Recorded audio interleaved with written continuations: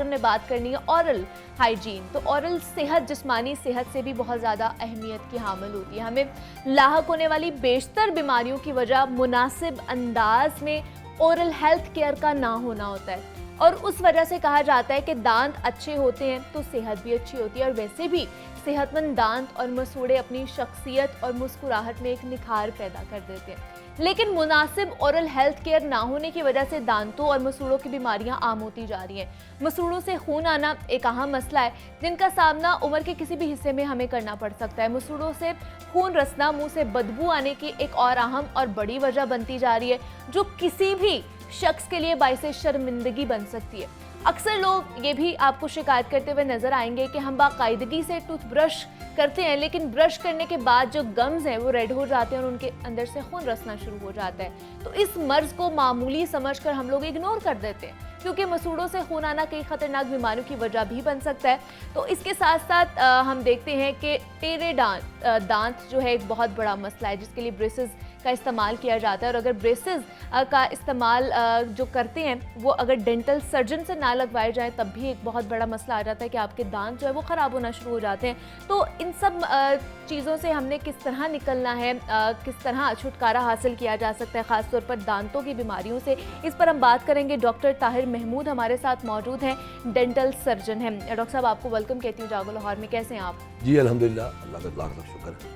Doctor साहब ये जो दांतों की बीमारियां हैं इसके हवाले से थोड़ा सा बताइएगा। मतलब हम लोग टूथब्रश तो करते हैं, बहुत से लोग कहते हैं कि हम टूथब्रश करते हैं लेकिन उसके बाद खून आना शुरू हो जाता है खासतौर पर मसूड़ों से, इसकी क्या वजह है? बिस्मिल्लाहिर्रहमानिर्रहीम।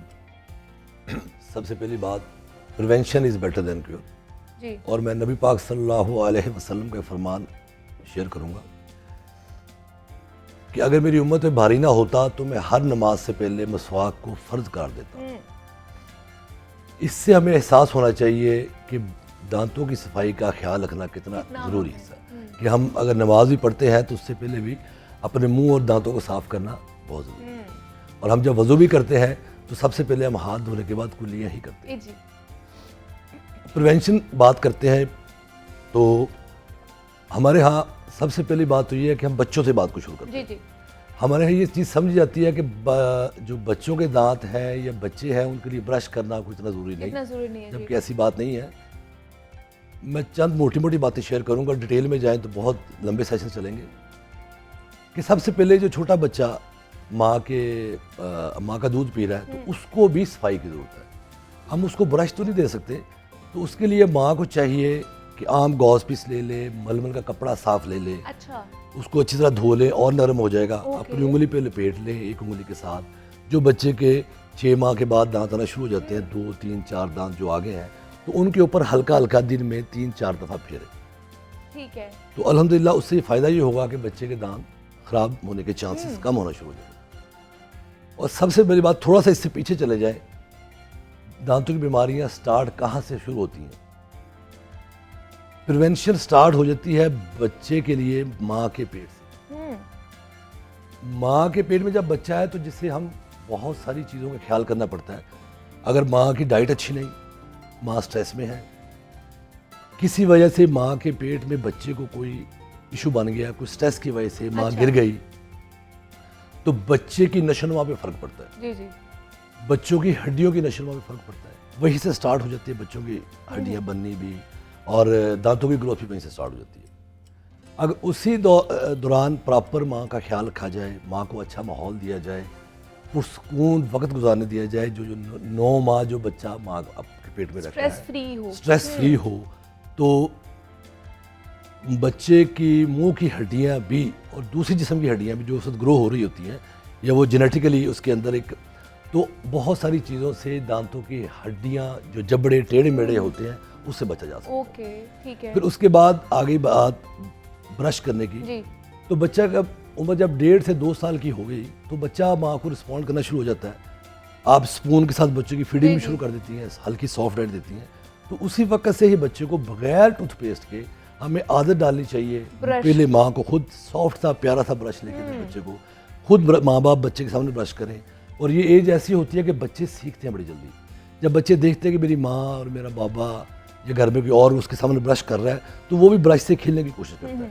तो इसी दौरान माँ को चाहिए कि हल्का हल्का ब्रश उसके दांतों के ऊपर करे। ठीक है। इन सारी चीज़ों को इस्तेमाल करते करते जब बच्चा टोडल एज में आता है 1 to 3 years, ये एज ऐसी है जिसमें बच्चा आपकी बहुत सारी बातों को समझना शुरू हो जाता है। बच्चों को ब्रश करने की आदत डालें।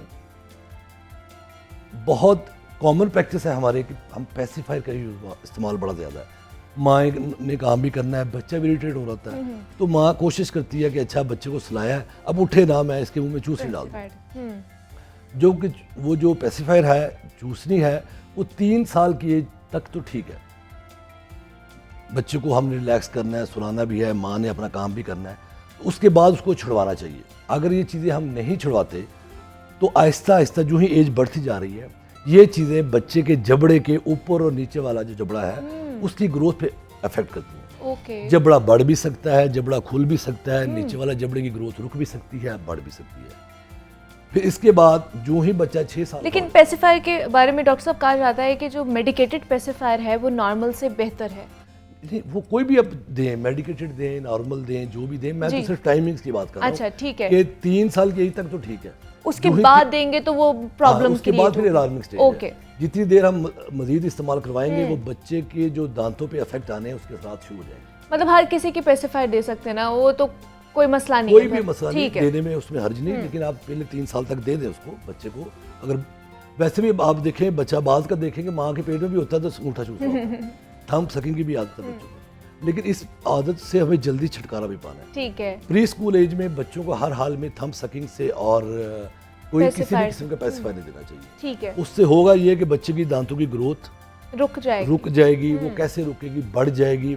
जब दांतों की हड्डियां ही प्रॉपर ग्रो नहीं करेंगी, वक्त से पहले ज्यादा बढ़ जाएंगी, नीचे वाले जबड़े की ग्रोथ रुक जाएगी या बढ़ जाएगी, तो उससे फिर होगा ये कि आने वाले दांत सीधे तो नहीं आएंगे, टेढ़े हो जाएंगे।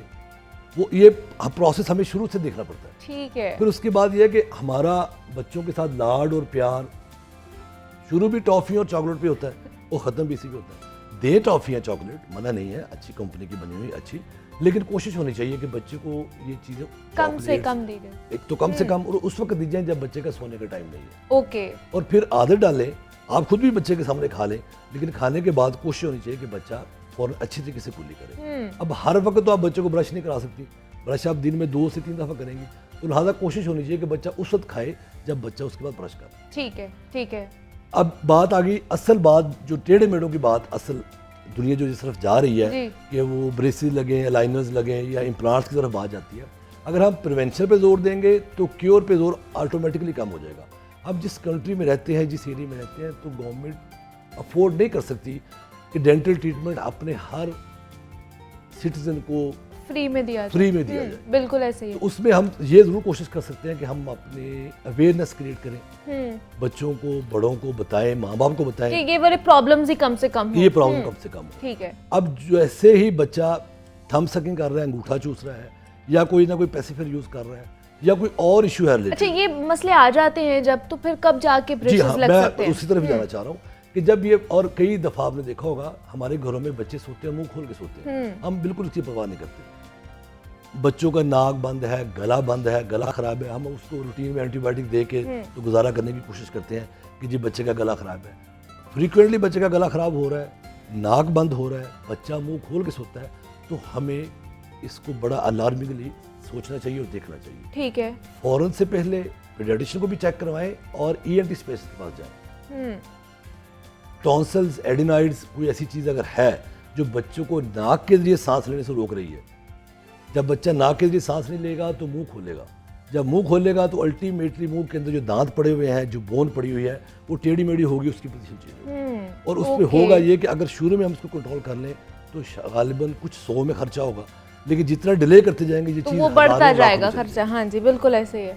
तो लिहाजा शुरुआत बच्चा के पैदा होने से इन्फेंट स्टेज में, टोडलर एज में, प्री स्कूल तक हमें ये चीज़ें कवर करनी चाहिए। ठीक है। फिर जो ही बच्चा स्कूल एज में जाता है तो हमारी कोशिश होनी चाहिए कि हम डेंटिस्ट को बच्चे को, जब बच्चा 6 साल का, 6.5 साल का, 7 साल का है, तो एक दफ़ा विजिट जरूर करवाएं डेंटिस्ट आपको हम लोग तो डॉक्टर साहब यहाँ पे हमारी मतलब प्रैक्टिस ये है कि जब तक हमें कोई मसला नहीं हो जाता, दांत में दर्द नहीं हो जाता या ऐसी कोई प्रॉब्लम नहीं, तब तक हम डॉक्टर के पास नहीं जाते हैं। जी, इसी वजह से कहा जाता है कि हर 6 माह के बाद डेंटिस्ट के पास या 6 माह बाद या साल बाद इवन जनरल फिजिशियन के पास भी विजिट करना चाहिए। ठीक है। अब डेंटिस्ट आपने देखा होगा, अब मैं एक और बात शेयर करता हूँ कि हमारे घरों में जब बच्चा पैदा होता है तो माएँ, दादियाँ, नानियाँ उसके सर के नीचे कोई ना कोई सॉफ्ट चीज़, इवन के प्लेटें और फ्रिजें भी रखती हैं, लेकिन वो नहीं रखनी चाहिए, कोई सॉफ्ट चीज़ रखनी चाहिए ताकि बच्चे मुंह ऐसा करे कि सर प्यारा बन जाए। उस वक्त होता ही है कि रीमॉडलिंग हो सकती है, जो बोन सॉफ्ट होती हैं सर की हड्डी।